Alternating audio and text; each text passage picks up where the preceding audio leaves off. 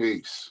Professionally known as Mr. Raw Beans. I first met P. Diddy with G.Dep and Black Rob. One story is there was a bodyguard walking Diddy's dog, and little Shih Tzu or Yorkshire Terrier. It's a little dog, he picked the dog up off the ground, right? Diddy came running so fast out the hotel. He literally jumped up in the air and smacked the dude. Dude was taller than him. He had to jump up and smack him again, then kicked him in the ass. Boop. Boop. Walk my motherfucking dog. My first experience with Black Rob was from the neighborhood. And I met Rob over in Jefferson, probably hustling. And he was rapping. And, we wasn't good acquaintances at that time. I was just around. But my really second but first initial meeting Black Rob, this is a crazy story. He was already had the record deal. He already had a record deal, and he lived on 119th and 3rd Avenue. Me and my kid's mother at the time lived on 119th and 3rd Avenue. I would see him all the time, say hello, say what up, but we never stopped and talked to each other. Just we know each other from over Johnson and Jefferson area. One day, me and my kid's mother get into it, and we started fighting. And she ran outside and tried to pay Black Rob a couple $100 for him and his friends to jump on me. We had a first floor apartment, and I'm listening out the window, so I just immediately put my clothes on and come outside and try to press the issue. And Rob came up to me, and he was like, yo, I know him. Yo, fam, can I talk to you? But I'm steaming because that's my kid's mother, about to be potentially, you know what I mean? And I'm like, yo, ain't nothing nobody could tell me about mines. And he was like, yo, fam, man, I know you, man. She tried to pay me to, blah, blah, blah. And I'm like, I don't care, whatever anybody want to do. And he was like, nah, fam, I know you. Like, just calm down, bro. Like, just chill, everything cool, bro. Like, yo, man, we got weed, liquor over here, chicks over here, everything cool. And I'm like, nah, I ain't with all that. And he was like, yo, everything cool between me and you, yo. Just calm down and chill out. And he gave me £1, but, I ended up leaving and cutting out. And the next time I seen Rob, I was with Puka Brock. He from 115 for Lex, another dope artist that we all grew up together, me, G.Dep. And yeah, he loved Puka. So the next time I seen him, we was rocking and rolling, and he was laughing about the little incident. I'm not sure if Puka Brock came up with the term whoa, but my block, 112th, 115th of Lexington, Johnson Projects, we're known for coming up with a different slangs, whether we took it from somewhere else or thought of it ourselves. We're known for coming up with a different slangs. Like, to be honest, I believe the East Side came up with no homo. And no homo used to piss the older guys off, but it was funny amongst us. And it used to make people correct their words and think before they talk, beyond being a joke. Saying all type of frivolous things and Kanye, and so the hood known for a lot of terms. Seeing something going, whoa, that's crazy. Anybody could have said that, but we definitely was saying those type of things. And Puda was known for bringing those things up, being himself, the comedian, rapper / this, that, and the third. But far as in the studio when they came up with the song, whoa, I wasn't there. The story is G.Dep was rapping to the beat. G.Dep, spit fire like, bust 2 shots through your tire like, tying up the getaway driver like, fronting like you live, but we live like, get electrified trying to touch it like, you reach wrong, might lose your arm like, got the detonator in my palm like. He was spitting fire to the point where somebody was filming it, and when they ran the film back, a couple people, maybe Brock or whoever was in the background, they was like, whoa, yo, you hear this dude? Whoa, that is fire. And it synced in with the beat, and I guess the rest was history on that one.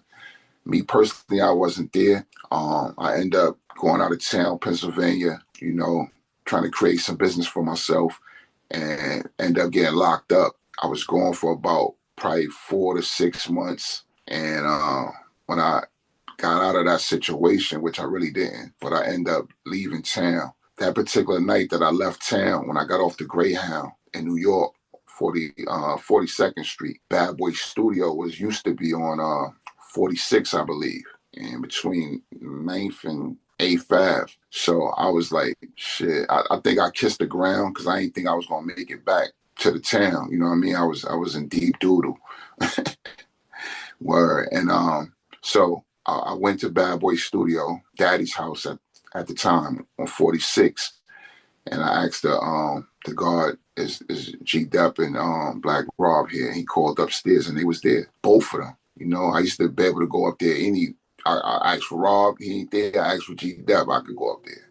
You know what I mean? So either way, but yeah, they both was there, and that particular night is vivid for me because when I got up there, the whole half the neighborhood was up there, and usually everybody wasn't allowed to come down there. So it was crazy to see everybody at one time, and they was going to go shoot the Woe video. Word. So I was actually locked up when they created the song, but I made it to the video shoot. If you go and check the Woe video, shout out to Black Rob, rest in peace.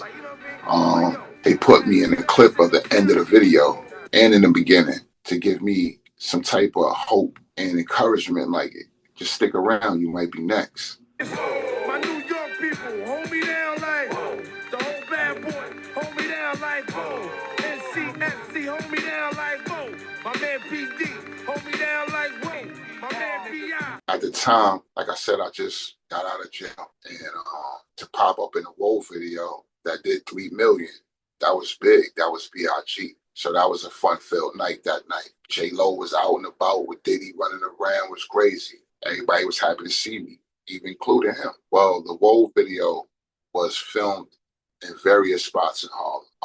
Where he had the crew at was, at first we was on 100 and, I think we was on 111th, I want to say, but we ended up like somewhere down like 103rd because he wanted to be away from where everybody was at that we knew, but then come through there and represent. On 103rd, we had our whole mob there, Jefferson, Johnson, and the Bad Boy crew, so he was comfortable. Like I said, J-Lo was out there with that thing, straddling the fence, going crazy, dancing, living life. There was a few celebrities out there. Sean Poe was out there. He was real comfortable in Harlem, and he was comfortable with us. And the ill part about it, me and a brother by the name of Jay Butter, we used to do this thing where we do the 115, you know what I mean? How we do a little handshake. And then we used to do the 112 for the close intermediate family, because a lot of us was from 112, and we just hung up on 115 because that was the wild side of the block. Diddy jumped out, and he was doing the 115, trying to blend in with everybody, and had everybody feeling like this is it, this is what we want to do. One story is, and no disrespect to the bodyguard, I'm not going to say his name, but there was a bodyguard. We was down in Miami, and there was a bodyguard walking Diddy's dog, and little Shih Tzu or Yorkshire Terrier. It's a little dog, right? And we laughing at he got to walk the dog. This is a certified gangster dude that we know from uptown.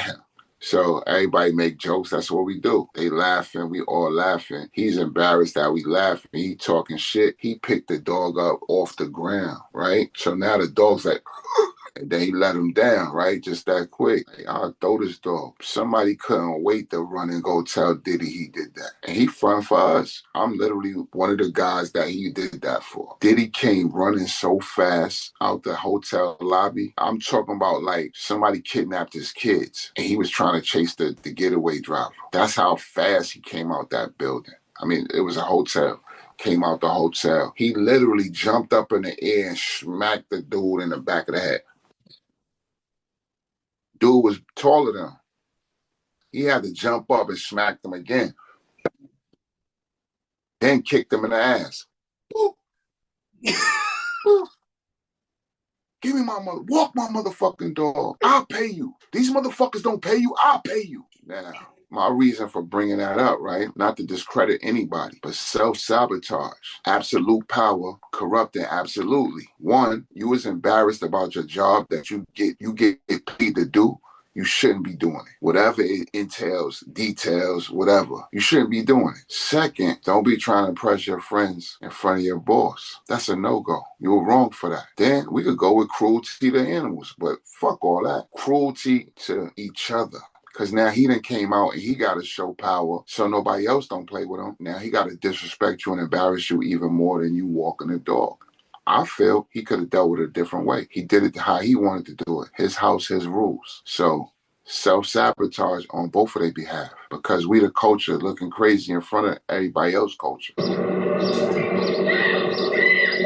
yo, what's up? You traded with your neighbors and you ate with the neighbors. Mama doing a double, then you stayed at the neighbors. Same district. You went to school with the neighbors together. You packed bags and sold newspapers. Before the Deodoras was the new flavors. How many spots were built in a pair of Asics? Across 110th, we used to rock with King. Yo, it's the kid with the roll. That's how I got my name.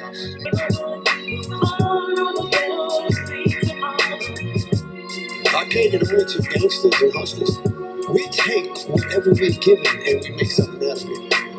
If you look at Harlem now, growing up in Harlem when I was born, that was a community that will never be seen in the world again.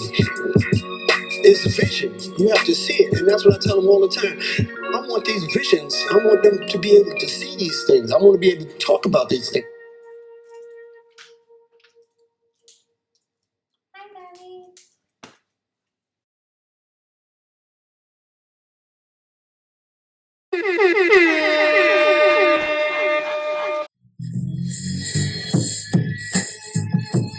It started with a dream, not the kind you sleep through, the kind you wake up for. Where we're from, you don't just survive, you style your survival. We stitched struggle into every scene, turned our stories into statements. Fashion ain't just fashion, it's proof we made something out of nothing. Evolve, the Social Intelligence Club. Look like growth, feel like legacy, look like a legend.